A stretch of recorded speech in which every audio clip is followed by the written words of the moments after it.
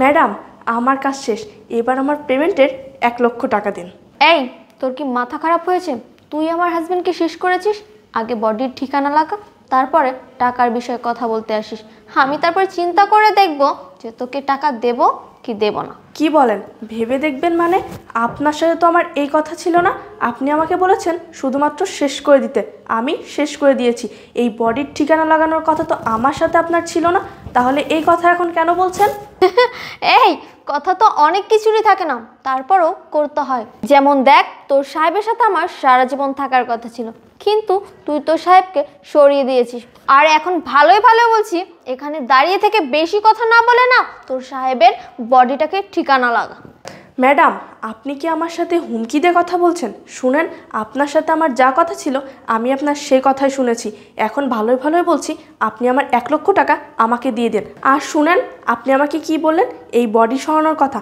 আপনার সাথে আমার এই কথা ছিল না। আপনার সাথে আমার যেটা ছিল ওটা আমি করে ফেলেছি। আর যদি এই বডি সরাতেই হয় তাহলে আমাকে এক্সট্রা আরও 1,00,000 টাকা দিতে হবে। দেখলেনই তো স্যারকে আমি কিভাবে শেষ করে দিলাম। সো এই বডি সরাতেও আমার বেশি সময় লাগবে না। এখন আপনি ভেবে দেখেন আমাকে কি আর 1,00,000 টাকা দিবেন নাকি না? হেই, তোর কি মাথা খারাপ হয়েছে? আর তোর সাহস দেখে আমি রীতিমতো অবাক হয়ে যাচ্ছি।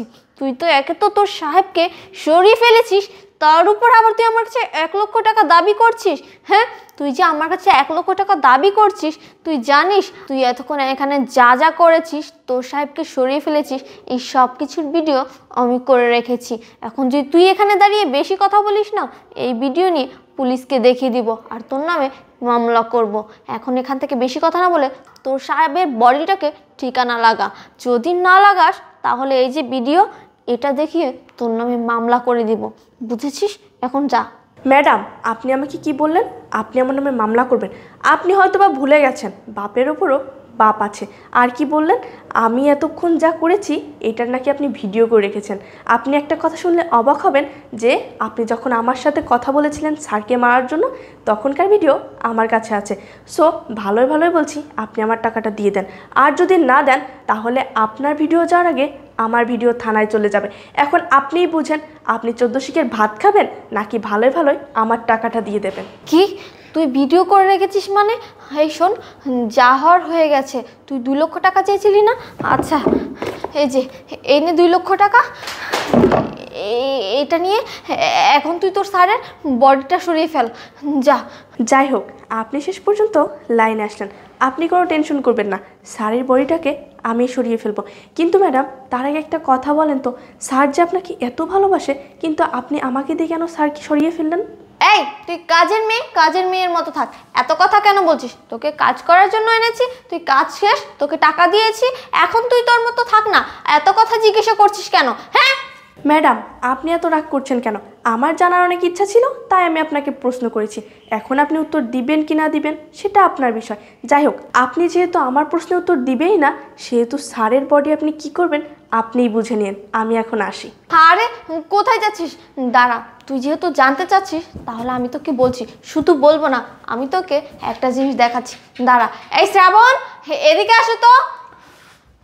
হ্যাঁ বেবি, বলো। এই যে ওকে দেখছিস, ও আমার বয়ফ্রেন্ড। আমি ওকে অনেক ভালোবাসি, আর শুধু ভালোবাসি না, বিয়ের আগে থেকেই ভালোবাসি। কিন্তু আমার মা বাবা ওকে পছন্দ করতো না, এর জন্য তোর সাহেবের সাথে আমাকে জোর করে বিয়ে দিয়েছে। তাই আমি ওকে বিয়ে করার জন্য আমি তোর সাহেবকে শেষ করে দিয়েছি প্ল্যান করে। ও আচ্ছা, এই ব্যাপার। ম্যাডাম, আপনি তো দেখি অনেক অ্যাডভান্স। স্যারকে মারার আগে আপনি আপনার বয়ফ্রেন্ডকে নিয়ে হাজির হয়ে গেলেন। যাই হোক স্যার, আপনি এবার উঠুন, আমার কাজ শেষ। আরে আশরাফুল, তুমি মরনি? হ্যাঁ, আমি এখনো বেঁচে আছি, আমি এখনো মরিনি। কেন? আমি মরে গেলে কি তোর জন্য ভালো হতো, তাই না? আশরাফুল, তুমি কিভাবে বেঁচে গেলে? আমি কিভাবে বেঁচে গেলাম শুনতে চাস তুই? শোন তাহলে। স্যার দাঁড়ান, আপনার সাথে আমার কিছু কথা ছিল। কিছু কথা? কিন্তু তুমি কে? তোমাকে তো আমি চিনলাম না। স্যার, আপনি আমাকে চিনবেন না, আমি আপনাদের বাসার নতুন কাজের মেয়ে। কাজের মেয়ে? তাহলে তুমি এভাবে রাস্তায় আমার পথ আটকিয়েছো কেন? স্যার, আপনার সাথে আমার কিছু জরুরি কথা ছিল, এই জন্য আপনার পথ আটকিয়েছি, কিছু মনে করবেন না স্যার। আরে বাবা, আমার সাথে তোমার কথা ছিল, সেই কথাগুলো তো তুমি বাসায় বলতে পারতে, এই জন্য কি রাস্তায় বলতে হবে? স্যার, এই কথাগুলো বাসায় বলা যাবে না, এই কথাগুলো আপনার সাথে বাইরেই বলতে হবে, যার কারণে আপনার আমি রাস্তা আটকিয়েছি। আচ্ছা, কি কথা বলবা তাড়াতাড়ি বলো। স্যার, আমি আপনাকে বলতে চাই ম্যাডাম আপনাকে মেরে ফেলতে চায়, এবং আপনাকে মেরে ফেলার জন্য ম্যাডাম আমাকে 1 লক্ষ টাকা দিচ্ছে। কি বলিস? আমাকে মেরে ফেলার জন্য তোর ম্যাম তোকে 1 লক্ষ টাকা দিয়েছে? কিন্তু একটা বিষয় আমি বুঝলাম না, তোকে 1 লক্ষ টাকা দিয়েছে, তারপর তুই এই কথাগুলো আমাকে কেন বলতেছিস? স্যার, আমি চাই না যার নুন খেয়েছি তার ক্ষতি করতে। আমার পরিবার থেকে আমাকে এই শিক্ষা দেয়নি যে যার নুন খেয়েছি তাকেই ক্ষতি করব, যার কারণে আমি আপনাকে বাঁচানোর জন্য আপনার পথ আটকিয়েছি। ও এই, তুই যে এসব বলছিস, এসবের কি কোনো প্রমাণ আছে তোর কাছে? না স্যার, আমার কাছে কোনো প্রমাণ নেই, কিন্তু আমি আপনাকে যেভাবে যেভাবে বলবো আপনি যদি সেভাবে চলেন তাহলে অবশ্যই প্রমাণ পেয়ে যাবেন। আচ্ছা ঠিক আছে, চল। তবে শোন, তোর কথা যদি মিথ্যা হয় তাহলে কিন্তু তোর অবস্থা খারাপ করে দিব, বলে দিলাম। আচ্ছা স্যার, চলেন। শুনলি, আমি ভাবতে পারতেছি না এতটা বছর আমি কাকে নিয়ে সংসার করে গেছি, আমি কোন মানুষটাকে ভালোবাসছি, সে মানুষটাকে না শেষ পর্যন্ত আজকে আমাকে মেরে ফেলার প্ল্যানিং করলো। আর তুই কী ভাবছিস? তুই ভাবছিস কাজের মেয়ে আমাকে মেরে ফেলেছে, আর এ সময় তুই তোর নাগর নিয়ে এসে তোর নাগর সাথে রাসলীলা রঙ্গলীলা করবি, তাই না? আফসোস, তোর এই ধারণাটা ভুল, কারণ আমি তো এখনো মরিনি। কথায় আছে না, রাখে আল্লাহ মারেকে, আল্লাহর জান আল্লাহ নেবে, বান্দা কখনো নিতে পারবে না। এই, তুই আজকে আমার সাথে যে কাজটা করলি এটা কি ঠিক করেছিস? একটাবার চিন্তা ভাবনা করেছিস আমার সাথে যা করেছিস? একটাবার তোর চিন্তা ভাবনা করা উচিত ছিল যে আমি কোন মানুষটাকে ঠকাচ্ছি, যে মানুষটা আমার জন্য এত কিছু করেছে, যে মানুষটা আমার জন্য রাতকে রাত মনে করে না, দিনকে দিন মনে করে না, গাধার মতো পরিশ্রম করছে, সেই মানুষটাকে আমি ঠকাচ্ছি। এই, তোকে না আমি খুব ভালোবাসি রে, তোকে ছাড়া একটা মুহূর্ত আমার কাছে একটা বছরের মতো যায়। ইপ্তি, তুই না আমাকে বলতি আশিক আমি তোমাকে ভালোবাসি ভালোবাসি ভালোবাসি, আমাকে এটাও বলেছিলি আশিক আমার জীবনের শেষ নিঃশ্বাস যতদিন আছে ততদিন আমি তোমার সাথেই থাকবো। আর আজকে দেখছি না, তুই আমাকে যা যা বলেছিলি সব কিছু মিথ্যা বলেছি, তুই আমার সাথে নাটক করেছিস, নাটক করতে করতে আমার জীবনটাকে পুরো সিনেমা হল বানিয়ে দিয়েছিস। আরে বেঈমান নারী, আমাকে তোর পছন্দ না সেটা তুই তোর বাবা মাকে বলেছিস, তোর বাবা মা যখন রাজি হলো না তুই আমাকে একটা বলতে পারতি আশরাফুল আমি তোমাকে ভালোবাসি না, আমি অন্য একজনকে ভালোবাসি, আমি তাকেই বিয়ে করতে চাই, তার সাথে আমি ঘর সংসার করতে চাই, ব্যাস, আমি তোকে বিয়ে করতাম না। এই, তুই কি বলতে পারবি যে আমি তোকে জোর করেছি, ফোর্স করেছি বিয়ে করার জন্য? কখনোই তো করনি। তাহলে তুই আজকে এভাবে আমার জীবনটা কেন নষ্ট করলি?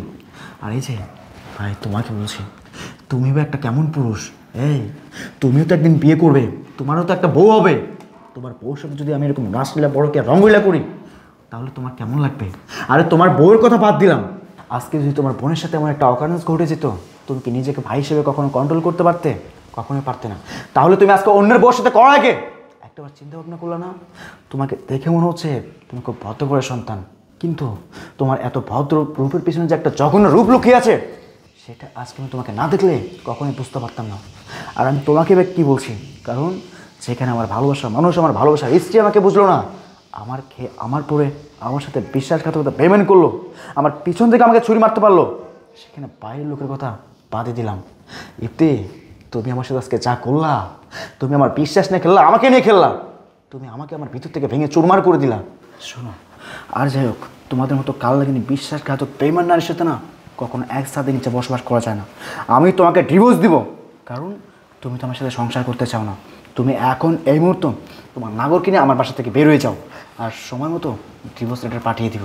হ্যাঁ, আমি তো এটাই চেয়েছিলাম যে তুমি আমাকে ডিভোর্স দাও। আর শোনো, ডিভোর্স দিবে ভালো কথা, কাবিনের যে 20 লক্ষ টাকা আছে না সেটা আমাকে বুঝিয়ে দিও, সেই টাকা দিয়ে আমি আমার বয়ফ্রেন্ডকে নিয়ে বিয়ে করে সুখী সংসার করব, তোমাকে দেখাবো, আর তুমি রুচির মতো ফুল। চুপ, একদম চুপ। কি বলি তুই? তোকে আমি কাবিনের 20 লক্ষ টাকা দিব, তাই না? এই, তোকে 20 লক্ষ টাকা দিব ঠিকই, তবে সেই টাকা তুই 14 শিখির ভিতর গিয়ে তারপর পাবে। তুই কি ভুলে গেছিস? তুই আবার কাজের মেয়ের সাথে যা যা কন্ট্যাক্ট করছিস, আমার কাজের মেয়ের সাথে যে যে কথাগুলো বলেছিস সব কিছুর প্রমাণস্বরূপ রেকর্ড আছে। সেই রেকর্ডটা যেখানে জমা দেওয়ার আমি সেখানে জমা দিয়েছি। এখন তুই তোর নাগরকে নিয়ে 14 শিখির ভিতরে সারাটা জীবন কাটিয়ে দিবি। আর শোন, আমি এখন যাচ্ছি, যতক্ষণ পর্যন্ত পুলিশ না আসবে ততক্ষণ তোরা এখানেই থাকবি, কোনো বাপ নেই যে তোদের এখান থেকে ছাড়িয়ে নিয়ে যাবে। না, এই আশিক, এই দাঁড়াও, এখন কি হবে বলো? এখন কি আমাদের দুজনের 14 শিখের ভিতরে বসে খেতে হবে, ওখানেই পচে মরতে হবে? আমার